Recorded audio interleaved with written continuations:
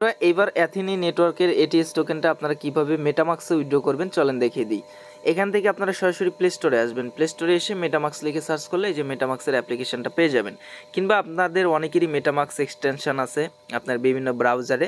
আপনারা যারা MetaMask use করেন তারা ভালো বলতে পারবেন। এবার যদি আপনার মেটামাক্স না থাকে প্লে স্টোরে এসে আপনারা মেটামাক্সটা এই যে মেটামাক্স অ্যাপ্লিকে সার্চ করলে এরকম চলে আসবে। এটা আপনারা ইনস্টল করে ওপেন করে এখান থেকে একটা অ্যাকাউন্ট খুলে নেবেন, ঠিক আছে।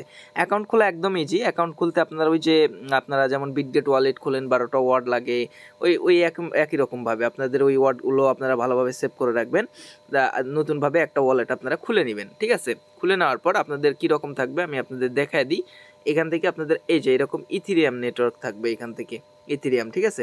তার আগে আমি আপনাদের দেখাই, অনেকের কিন্তু ভাই আবার রয়েছে আপনার ওই মেটামাক্স অলরেডি খোলাই রয়েছে, বিভিন্ন নেটওয়ার্ক থাকতে পারে, এখানে বিভিন্ন কয়েন শো করতে পারে। আপনারা যেটা করবেন এখানে ক্লিক করে আপনারা হচ্ছে এই যে ইথিরিয়াম নেটওয়ার্কটা সিলেক্ট করে নেবেন, ইথিরিয়াম, ঠিক আছে।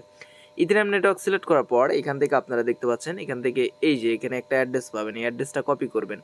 এই অ্যাড্রেসটা কপি করে নিলাম এবং মেটামাক্সের ব্যাকআপ কিগুলো ভালোভাবে সুরক্ষিত রাখবেন, পরবর্তীতে এগুলো আপনার কাজে লাগে। ব্যাকআপ কীভাবে করবেন আমি দেখিয়ে দিচ্ছি।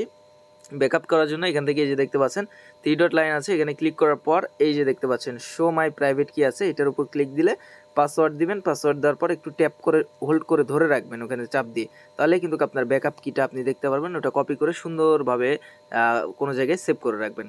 তো এবার এখান থেকে আসার পর এই অ্যাড্রেসটা কপি করবেন। এখানে একটা ছোট্ট করে অ্যাড্রেস দেখতে পাচ্ছেন না, এই অ্যাড্রেসটা আপনারা কপি করবেন। কপি করার পর এবার অ্যাথিনি নেটওয়ার্ক অ্যাপ্লিকেশনের মধ্যে চলে আসুন। এখানে আসার পর এবার এখান থেকে দেখতে পাচ্ছেন সেন্ড নামে একটা অপশন রয়েছে, সেন্ডে ক্লিক করুন। তারপর এখান থেকে আপনারা দেখতে পারবেন, একটু ওয়েট।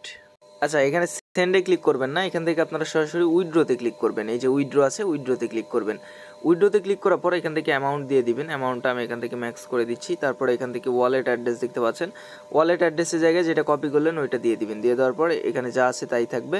তারপর এখান থেকে আপনারা এই যে কনফার্ম করে দিবেন। এখানে কোনো প্রকার ফি কাটবে না, যার যে কটা আছে সবাই উঠে নেবেন, ঠিক আছে, 30 তারিখের মধ্যেই। এখান থেকে কনফার্ম করে দিলাম। এইবার এখান থেকে আমাদের দেখতে পাচ্ছেন ওটিপি, আমাদের যে জিমেল আছে সেই জিমেলে আমরা ওটিপিটা সেন্ড করে দিব। ওটিপিটা এনে বসিয়ে দিচ্ছি। ওকে, ওটিপি দিয়ে এবার কনফার্ম করে দিচ্ছি, আমাদের উইথড্রটা এখান থেকে সাকসেস হয়ে যাবে। এই যে দেখতে পাচ্ছেন এই যে আমাদের এখানে কনফার্ম চাইবে, এখান থেকে কনফার্মের উপর ক্লিক করে দিলাম এবং আমাদের ব্যালেন্সটা কিন্তু এখান থেকে কেটে নিয়ে গেছে ভাই। এবার এখান থেকে এই যে আপনার টোকেনটা এখানে আসবে, বাট এখানে আপনাকে কিন্তু একটা করতে হবে, মেটামাক্সের মধ্যে আপনার একটা নেটওয়ার্ক অ্যাড করতে হবে, মানে আপনার এটিএস টোকেনটা অ্যাড করতে হবে। তো আপাতত আপনারা উইথড্র দিয়ে রাখেন এইভাবে এই অ্যাড্রেসে।